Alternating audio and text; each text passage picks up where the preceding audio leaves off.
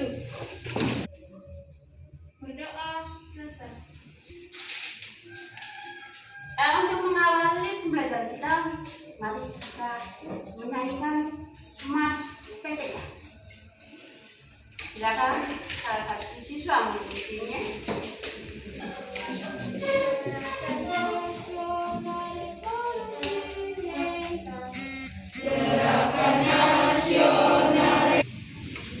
Ini siapa yang masih ingat dengan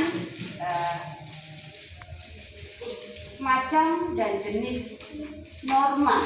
Izin menjawab, Bu. Ya, satu orang. Ada lagi yang bisa menjawab? Terus saya berikan kesempatan pada satu orang dulu, ya. Jadi kita mulai, saya berikan kesempatan. Seingat saya, norma itu ada 4 macam, yaitu norma agama, norma kesusilaan, norma kesopanan, dan norma hukum. Ya, betul sekali. Berarti pemahaman kamu tentang norma, macam norma masih ingat, ya. Ada lagi yang menambahkan? Ya. Ya. Nah, gambar ini. Di sini adalah gambar yang menunjukkan, ya, penerapan norma. Ya. Di antara tadi ada norma agama, norma kesopanan, norma kesusilaan, dan norma hukum. Apakah gambar ini menunjukkan norma apa ini yang menunjukkan itu? Terus, ya. Ya, saya berikan pada Cynthia pelajari, ya, silakan. Saya izin menjawab, Bu. Ya. Pada gambar tersebut itu isi penerapan dari norma kesopanan, karena ada seorang murid yang sedang bersalaman dengan ibunya pada saat guru datang. Masih banyak lagi contohnya, seperti bertamu, menutup pintu, menghormati orang yang lebih tua, dan kalau makan itu menggunakan tangan. Tujuan pembelajaran. Jadi dengan tujuan pembelajaran kita hari ini, siswa diharapkan dapat menganalisis pentingnya norma hukum dalam kehidupan bermasyarakat, berbangsa dan bernegara. Baik, ya, kita masuk pada saja ke kegiatan inti, yaitu seperti biasanya, ya, kalian membentuk, ya, kelompok awal dulu, ya. Silakan atur, ya, tempat duduknya, cari kelompoknya sesuai minggu kemarin, ya. Ya, silakan. Yang ini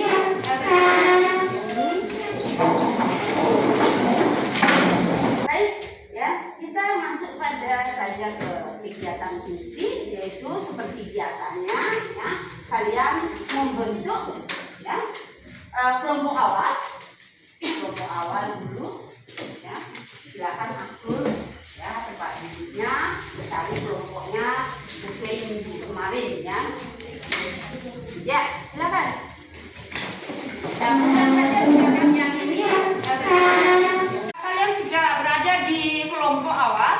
Jadi masing-masing anggota kelompok, ya, salah satunya itu mengambil kartu di depan, ya, kartu yang sudah berisi, ya, sesuai dengan anggotanya masing-masing.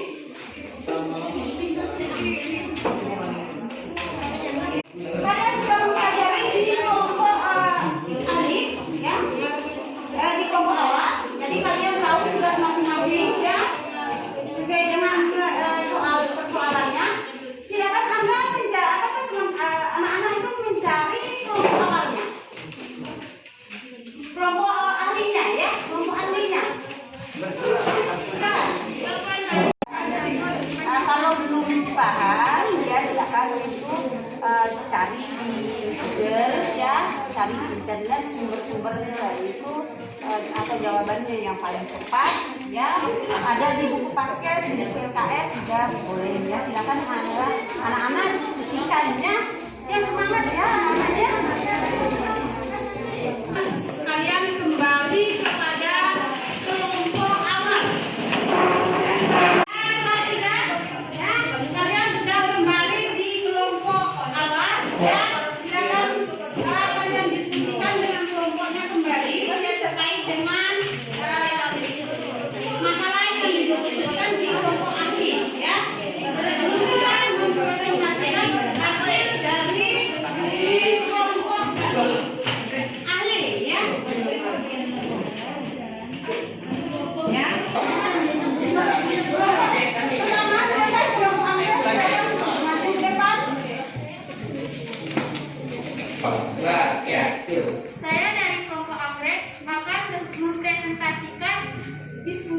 kelompok kami tentang mengapa korupsi di Indonesia dikatakan sebagai kejahatan yang luar biasa.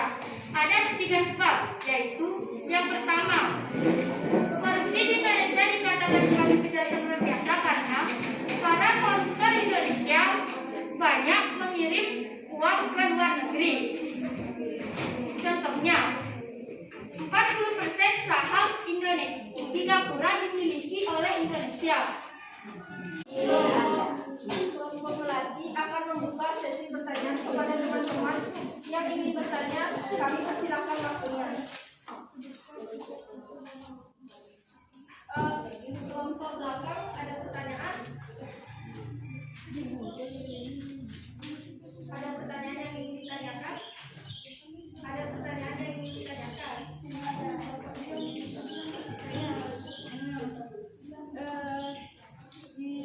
Siapakah yang menanggung kerugian yang disebabkan oleh koruptor? Bisa diulangi? Siapakah yang menanggung kerugian yang dibuat oleh koruptor? Baik, saya akan menjawab itu. Nah, kerugian yang disebabkan oleh seorang koruptor itu dirasakan bukan hanya kepada si koruptor itu sendiri, tapi juga negara. Kerugian yang diakibatkan itu akan membuat keuangan negara menurun dan menghambat stabilitas serta pembangunan negara. Itu juga merugikan seorang koruptor itu sendiri. Dia bisa saja terjerat hukum seperti penjara, dan jika dia memiliki jabatan, maka jabatannya bisa saja dihentikan. Apakah jawaban yang saya berikan bisa Anda terima? Bisa. Saya memberikan kesempatan kepada salah satu siswa kita untuk menjelaskan belajar. Silakan.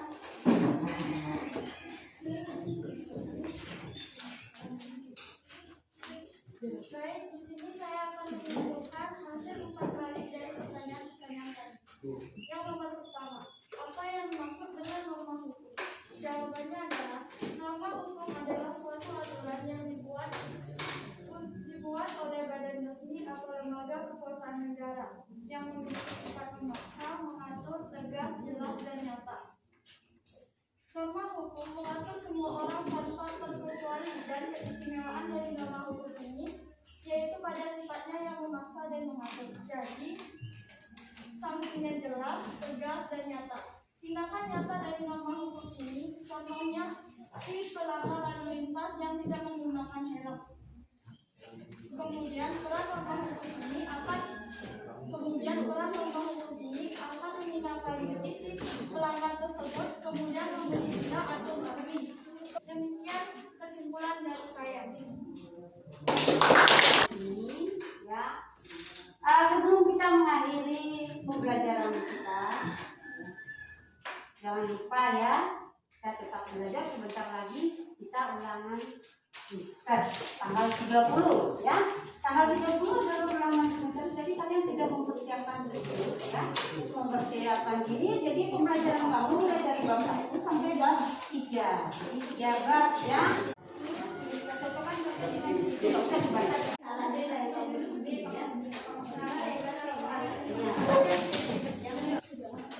Nanti hasil dari tes ini akan di-share di WA group ya. Dan untuk kegiatan kita minggu depan ya, pelajari tentang perilaku norma. Demikian ya, sebelum saya menutup pembelajaran hari ini, marilah kita berdoa bersama ya. Doa dipimpin oleh teman. Berdiri semuanya.